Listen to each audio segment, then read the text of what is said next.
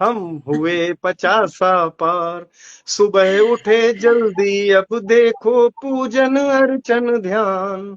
सुबह उठे जल्दी अब देखो पूजन अर्चन ध्यान। करें नाश्ता हल्का फुल्का जाएं निज दुकान।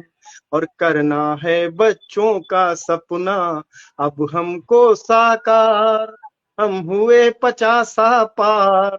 हम हुए 50 पार। लगता और नहीं है वैसे। लगता नहीं है वैसे। नहीं लगता।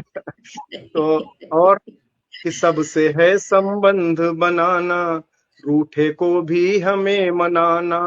पत्नी यदि बीमार पड़ जाए पत्नी यदि बीमार पड़े तो खुद ही खाना हमें बनाना। चिंता यह भी खूब सताती सही रहे आकार।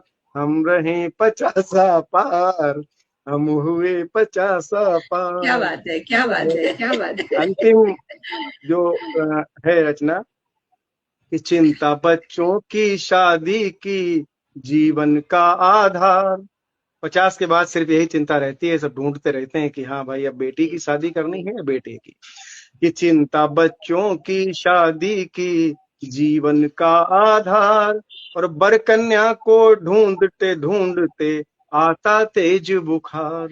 फिट रहने की जुगत ढूंढता पड़े नहीं बीमार। हम हुए 50 पार।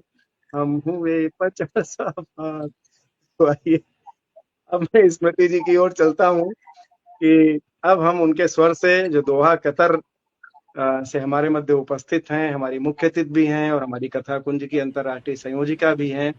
और ये सबसे बड़ा जो कहते हैं कि समय का आप देखिए कि जब उनको बोलने का नंबर आया तभी उनकी आवाज यहाँ पे शो हुई। इससे पहले उनको हम लोगों की आवाज नहीं सुनाई पड़ रही थी, हम लोगों को उनकी जरूर सुनाई पड़ रही थी। तो चलिए। आपने बिल्कुल सही कहा सर, सही समय पर सही उनका आगमन हुआ। और मैं बिल्कुल सहमत हूँ स्मृति जी के उस कथन से जब उन्होंने कहा कि लगता तो नहीं है। बाकी आपकी पंक्ति आपसे तो बहुत स्वागत है।